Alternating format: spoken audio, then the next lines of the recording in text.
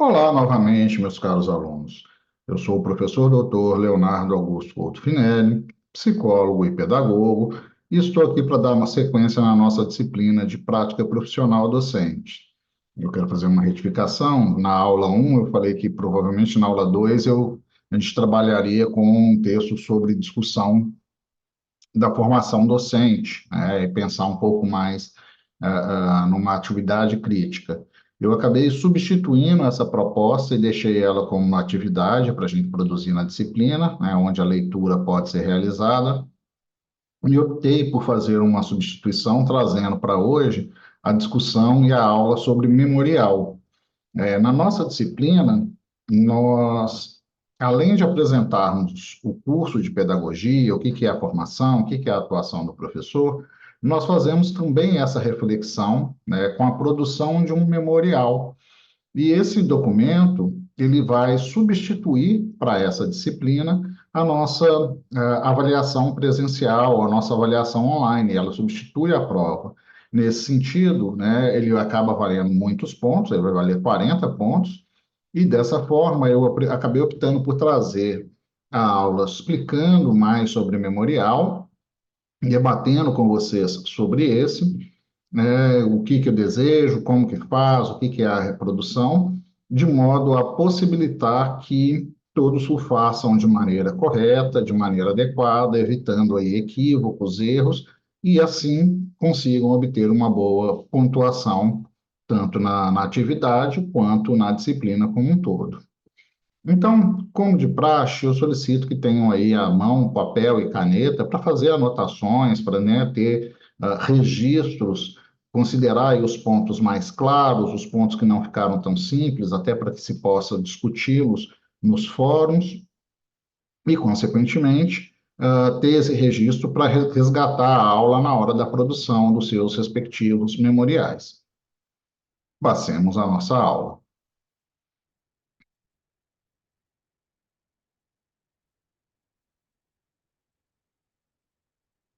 Bom, então nessa aula 2 eu vou discutir um pouco do memorial. O material já está disponível no nosso ambiente virtual de aprendizagem, né? Nós temos ali alguns textos de referência que discutem a ideia do que é o memorial, para que ele serve. E além dessa discussão que eu já começo a fazer junto com vocês, eu vou estabelecer aqui também, para a proposta da atividade da produção do memorial, ah, a estrutura de formatação, a estrutura de escrita do documento que é esperado. Então, o memorial se constitui em um exercício de interrogação de nossas experiências para aflorar não só recordações ou lembranças, mas também informações que deem sentido ao nosso presente. É, é como uma experiência de rememorar como é que foi o nosso passado, né? Só que uma memorização, né? Um trabalho de memorização, não, de resgate dessa memória direcionado, né? Então, a ideia é fazer essa interrogação, esse resgate nessas experiências, para pensar onde nós estamos no momento e aonde desejamos chegar no futuro. Tá? Então, ele é o resultado de uma narrativa própria da experiência, retomada a partir dos fatos significativos que nos vêm à lembrança. Como é que a gente vai fazer, então, esse memorial? Cada um de nós constrói a sua própria história. Né? Essa é uma frase que está lá numa das canções do Almir Sater e do Renato Teixeira, que eu gosto muito, né? Porque ela nos auxilia a pensar. E essa imagem, mesma coisa, ela traz um pouquinho dessa experiência do memorial, né, uma alegoria de um personagem ali, que está mostrando no seu livro partes das suas experiências, né, lembrando de onde viveu, de como viveu, dos colegas que teve, das experiências que ele vivenciou, que o auxiliaram a se construir enquanto indivíduo e, consequentemente, enquanto professor. Então, ao realizar um memorial, como já apresentei, consiste em um exercício sistemático de escrever a sua própria história, né, a partir de rever a sua trajetória de vida e aprofundar a reflexão sobre ela. Consequentemente, se torna um exercício de autoconhecimento. Não obstante, a gente não pode esquecer que a nossa memória é seletiva. Ela é filtrada por aquilo que a gente sente, aquilo que a gente acredita, por aquilo que a gente quer. Então, nesse sentido, no momento da elaboração do memorial, essa seleção ela deve se tornar reflexiva. Então, não só lembrar dos fatos, lembrar do que aconteceu, mas refletir sobre ele. Olha, agora eu consigo pensar que houve essa mudança em função disso. Olha, eu consigo lembrar que a partir dessa experiência eu passei a adotar essa nova metodologia, por exemplo, para estudar ou para lidar com a escola, com o professor, com um colega, com uma situação conflitiva na escola. Então, para essa produção, eu solicito que você submeta a memória a um exercício que tem como objetivo trabalhar as experiências, que considera, então, de maior relevância em sua trajetória, relatando-as de modo reflexivo. Então, ele é um relato, né? O memorial é um relato que reconstrói a trajetória pessoal, mas que tem uma dimensão reflexiva. Então, não é só dizer o que aconteceu, mas por que aconteceu e o que adveio a partir daquele evento. Quem relata se coloca como sujeito e se auto-interroga e deseja rever sua história. Assim, ele acaba se tornando um esforço de organização e análise das experiências que cada um de nós já viveu. O conceito que a gente vai trabalhar aqui, o conceito de memorial que eu estou utilizando, é um texto narrativo, descritivo, em que o cursista analisa e reflete sobre os acontecimentos de sua trajetória acadêmico-profissional e intelectual. O que aconteceu na sua experiência na escola, né? Antes, um pouquinho antes de chegar nela, mas ao longo da trajetória da escola, eventualmente alguma experiência profissional, seu processo de desenvolvimento para chegar aqui no curso de pedagogia. Acrescentem nessa experiência sobre o seu desejo. É o curso que você sempre sonhou? É o curso que você queria fazer? Você sempre desejou ser professor? Não, não tem problema caso não seja. Nós sabemos, né, como professor há vários anos, eu sei que nem todos estão porque o desejaram profundamente. Mas foi porque a nota possibilitou, foi porque apareceu a oportunidade na EAD e que ainda assim é válido. Porque a gente pode aprender durante a formação, a gente vai aprender a ser professor e pode aprender a gostar dessa função ou não. Podemos também decidir que, beleza, eu tive um grande aprendizagem durante a formação em pedagogia, mas eu quero fazer um concurso para trabalhar, sei lá, num banco ou em alguma outra empresa. Ou não, eu gosto da pedagogia, mas eu não quero trabalhar com crianças pequenas. E aí, como vimos na aula anterior, eu quero trabalhar com a pedagogia empresarial, eu quero trabalhar com aula de reforço. São todos espaços que o pedagogo pode atuar. Então, por ser um instrumento de reflexão, recomenda-se que o memorial inclua em sua estrutura seções que destaquem as informações mais significativas sobre a sua capacitação profissional, ou eu vou além do texto aqui, sobre a sua capacitação educacional, dispondo-os de modo organizado e coerente. Mais adiante eu vou voltar sobre essa estrutura da capacitação educacional. Então, o texto que vocês vão produzir deve ser redigido na primeira pessoa, né, um narrativo descritivo, então, descrito na primeira pessoa, eu vivenciei essas experiências, o que possibilitará a você, cursista, enfatizar o mérito de suas realizações, né, permitindo à comunidade acadêmica acompanhar o desenvolvimento profissional de seus membros em um determinado tempo de avaliação. Como a gente está aqui no momento de início de uma graduação em pedagogia, eu quero essa experiência de vocês, né, vai ser solicitada aqui na atividade, a experiência de vocês da formação da educação infantil ao ensino médio. Para ilustrar, eu gosto muito dessa frase, né, desse excerto do texto de Alice no País das Maravilhas.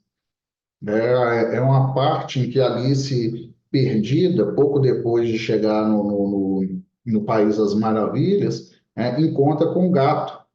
Então, e aí ela, perdida, pergunta, né? Pode me dizer que caminho devo tomar? Pergunta Alice. Isso depende do lugar para onde você quer ir. respondeu com muito propósito o gato. Não tem um destino certo, não tem um destino certo, responde Alice. Neste caso, qualquer caminho serve. O que que eu tenho que colocar na minha experiência? Não sei. Cada um de vocês tem as suas experiências e vai trazê-las, considerando os elementos mais ou menos significativos. Contando um pouquinho das minhas, meus pais foram professores, tanto minha mãe quanto meu pai, e eu estudei na escola que eles davam aula. Na realidade, eles eram professores de ensino médio. Eu estudei na escola que eles trabalharam, dando aula quase toda a minha vida, né, quase toda a minha experiência acadêmica. Quando eu cheguei ao ensino médio, meu pai já não estava mais nessa instituição, mas a minha mãe ainda assim, então eu fui aluno da minha mãe. E aí sempre tinha umas piadinhas, né, do tipo, mas você vai ter acesso à prova, ela vai facilitar para você. E não tinha nada disso. Realmente eu tinha alguma facilidade, porque quando eu tinha dificuldade na hora de estudar, eu tinha uma professora particular para me auxiliar, mas não mais do que isso, né? Em termos do processo de aprendizagem, não via provas nem nada disso. Mas sempre fui também bom aluno, então também não tinha grande dificuldade.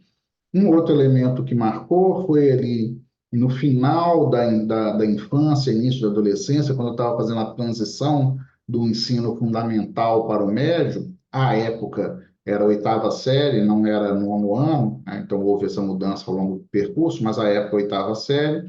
Eu sofri um acidente automobilístico que eu tive uma fratura na perna.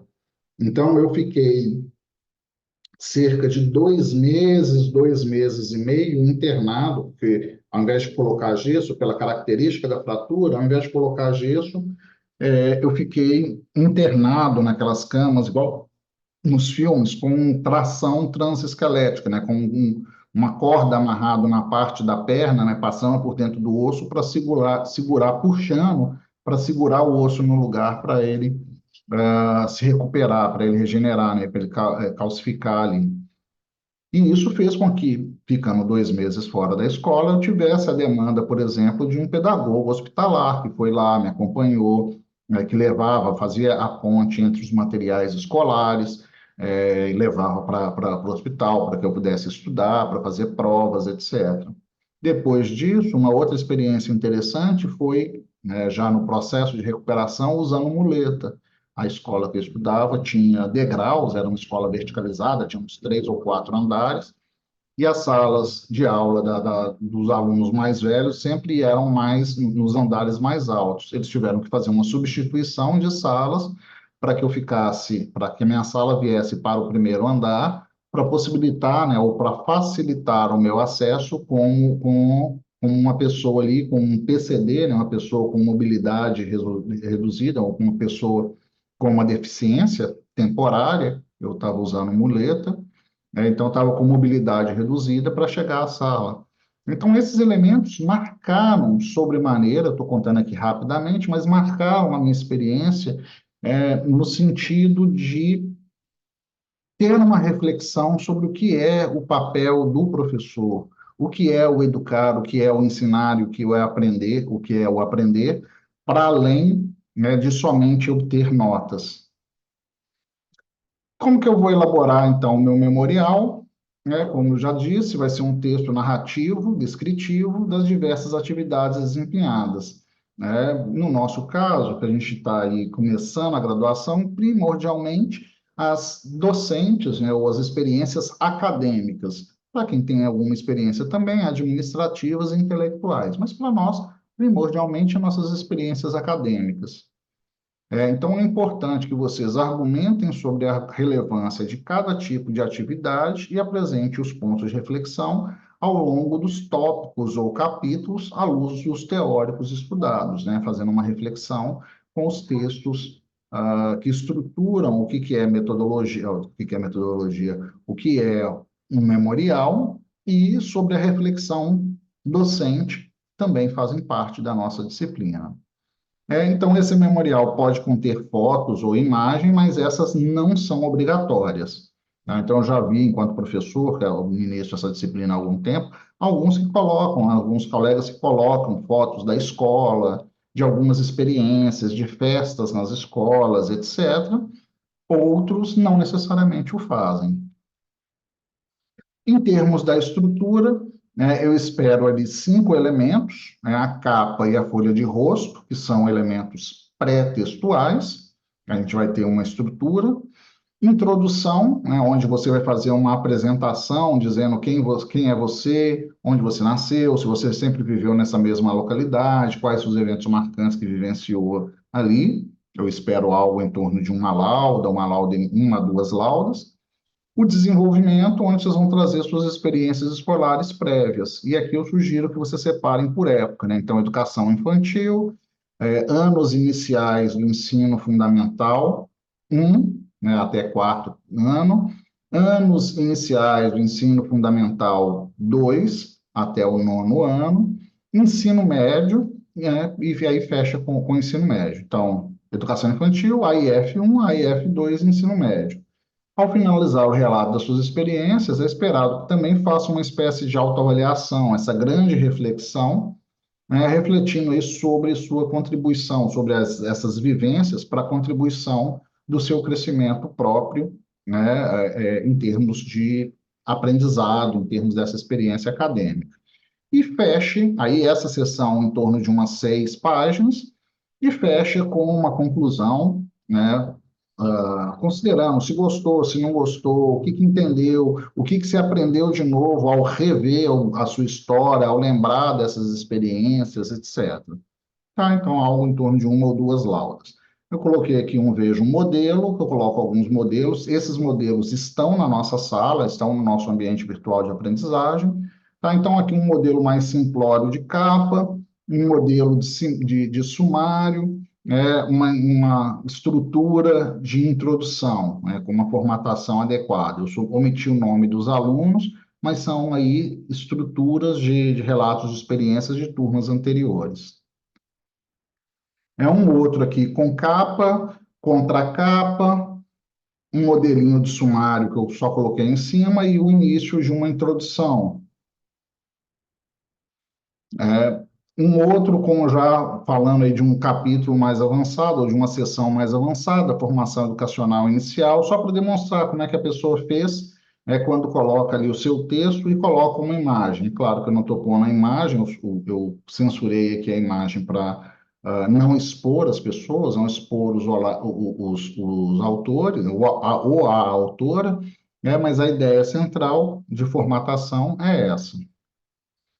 Tá? Então, entrando mais explicitamente na formatação, né, a margem superior e esquerda com recuo de 3 centímetros, margem direita e inferior com 2 centímetros, igual vocês estão aprendendo na disciplina de metodologia científica. Espaçamento entre linhas de 1,5 pontos, para o texto não ficar muito juntinho e facilitar a leitura. A letra, né, mas o termo correto que a gente usa é fonte, Times New Roman ou Arial, com tamanho de 12 pontos. Tá? Ah, professor, mas eu quero fazer em outra letra. Não, a gente está aprendendo a fazer produção acadêmica. Então, as letras típicas de uma produção acadêmica, né, as fontes típicas de uma produção acadêmica é a Times ou Arial. Atualmente tem um ou outro local aceitando também o calibre, né, mas é sem inventação de moda, não tem, aqui não é, vocês não estão fazendo um cartaz de festa de aniversário que você vai colocar cada letra de uma cor com uma fonte diferente, tá? Então, produção científica, Times ou Arial. E as margens, né, de espaço de cabeçalho e rodapé de 1,25, para caso precise colocar algum cabeçalho ou rodapé, haja espaço na folha. Então, como selecionar a fonte? Né? Só clicar no texto ou clicar na abertura do seu editor de texto. Aqui eu estou usando o Word, mas pode ser o WordPad ou qualquer outro. E tem uma parte lá para selecionar a fonte. Aí você vai selecionar aqui, escolher fonte, qual que você quer, tamanho normal, tamanho de 12 pontos. Quanto ao parágrafo, mesma ideia, tem lá a estrutura de parágrafo, alinhamento sempre justificado, recuo esquerda e direito de 0 pontos, com primeira linha de 1,25. E espaçamento antes e depois de 0 pontos, com espaçamento entre linhas de 1,5 pontos. E aí, deixa eu voltar um pouquinho aqui nas imagens para mostrar como fica.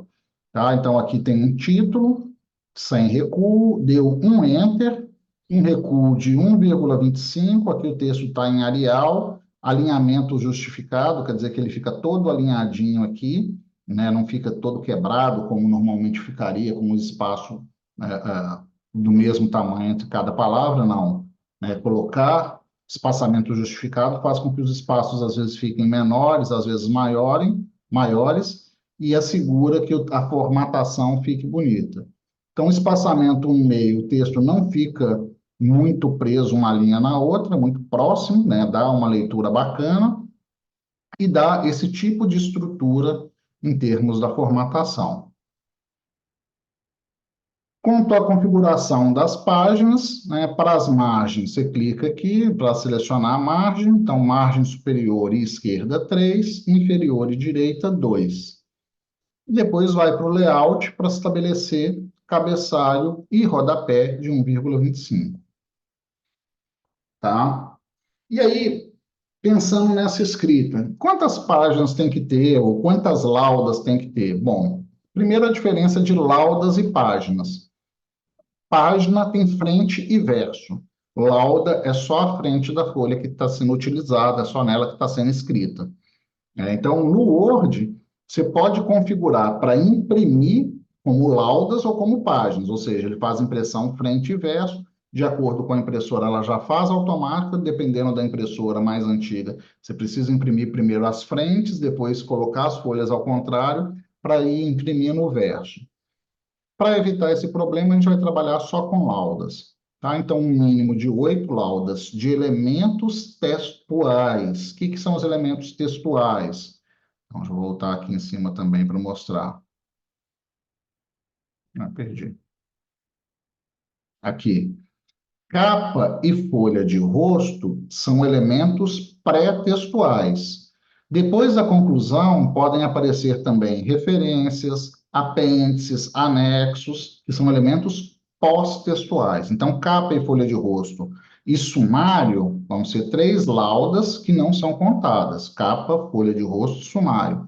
Elementos pré-textuais que não são contadas. Então, o que vai contar? A partir daqui, quando você começa a introdução, avançando para o desenvolvimento e fechando na sua conclusão, eu espero um texto com 8 laudas, né? Um mínimo de 8 laudas.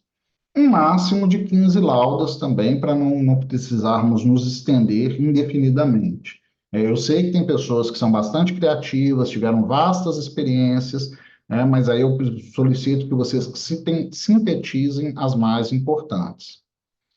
Como eu falei anteriormente, pode utilizar fotos, pode usar citações, né, não são elementos obrigatórios, mas lembrem que eles são descontados das laudas de texto. Então, colocou lá um texto, uma imagem que ocupa, sei lá, um terço da folha, um terço a mais de escrita ao final. Em termos da estrutura geral, ver as NBRs, né, normas brasileiras ou normas de referência brasileira, normas brasileiras de referência, 6.023, que vai ensinar, né, produzidas as normas da ABNT, a 6023 vai ensinar a colocar referências ao final, a 10.520 vai ensinar a colocar citações, e a 14.724 ensina a formatar o texto para a produção, que é um pouco desses elementos que eu já trouxe para vocês. E fechando, quando entregar o memorial e quanto ele vale. Então, como eu falei no início, ele vai substituir a AP, então ele vai valer 40 pontos. É uma pontuação bastante significativa. A não entrega impacta diretamente na reprovação da disciplina, já que a nota mínima para corte é 70 pontos. E a entrega seria mais ou menos na data da AP, que seria o final de semana do 24, 25 e 26 de maio. Eu já deixei a data de entrega até o dia 26 à noite, ou seja, quando a gente pensaria na prova, teríamos que nos deslocar ao campus ou ao polo para fazer a prova, e aí varia, né, às vezes na sexta, às vezes no sábado, às vezes no domingo. Como a entrega vai ser uma entrega de atividade escrita, que vai ser postada na sala, ela fica para até o dia 26 à noite. E aí vão ter também outras regulamentações, outras estruturas, né? Lembrem-se de nomear o arquivo corretamente, né? Na experiência da disciplina anterior, eu vi que nem todos o faziam, só lançavam lá como trabalho de psicologia, e isso atrapalhou, isso prejudica a correção e prejudica, impacta diretamente em nota, ok? Bom, é isso. Eu paro, então, o compartilhamento da aula. Espero que vocês tenham compreendido um pouco a tarefa. Muito em breve nós teremos nosso webinário da disciplina. Além disso, tem o espaço dos fóruns, que eu vou deixar questões, e uma consideração importante, né, de vocês trazerem, de pensarem, de já começarem essa produção o quanto antes, porque ela é um pouquinho extensa e quanto mais cedo vocês começam, mais tempo vocês têm para lembrar das experiências, né, e depois complementar. Começa a escrever um pouco hoje, depois lembra de outra experiência, complementa e assim sucessivamente. Eu espero que tenham gostado das aulas, da disciplina, estejam gostando do curso, porque a experiência de ser professor é sensacional. Espero voltar a encontrá-los nas outras disciplinas, nos próximos períodos, mas até lá, deixo um grande abraço e ensejo de sucesso para todos. Tchau, tchau.